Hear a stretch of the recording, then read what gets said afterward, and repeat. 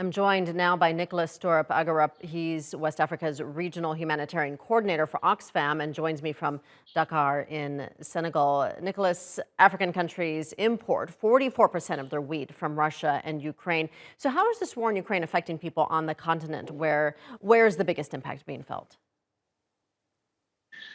Well, I think we can say that the impact is being felt in different ways.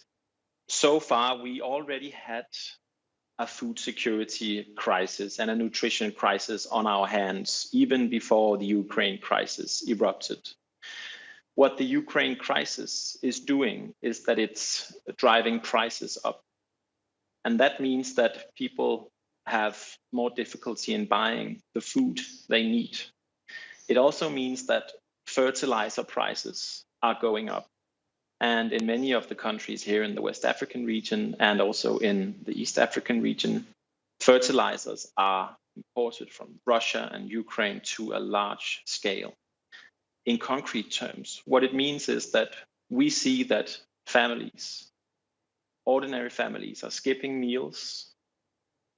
They are depleting their stocks of food, and they're taking their children out of school.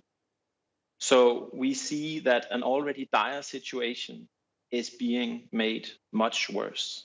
And on top of that, we have the climate crisis. That means that droughts are becoming more severe, floodings are becoming more severe, and we've just started what's called the lean season.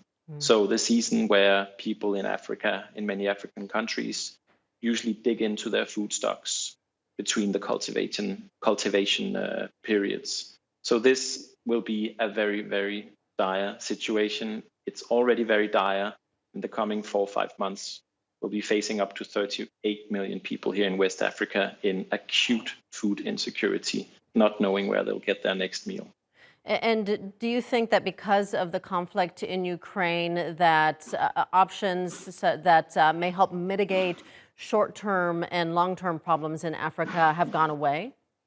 Yeah, thanks for clarifying. Yes, absolutely. So what I mentioned before was sort of the implications of the Ukraine situation on prices and imports.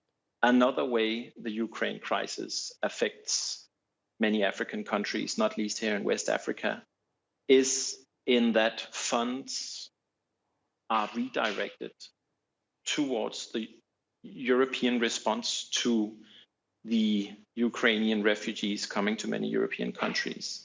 We're already seeing that donors are diverting funds that are desperately needed for the food security response here in the region to the response in Europe. So it's going to be sort of a situation where on one hand, we already had a dire situation, then comes Ukraine situation and doubles the prices on some items, increases the prices on fertilizers. And at the same time, we have some donor states, traditional donor states, that see the importance of addressing humanitarian needs wherever they are in the world, normally diverting their funds that could serve the people facing this food crisis, diverting those funds to Europe. We're seeing the contours of it. We haven't seen the full picture yet, but it's something that we're following very closely and with worry.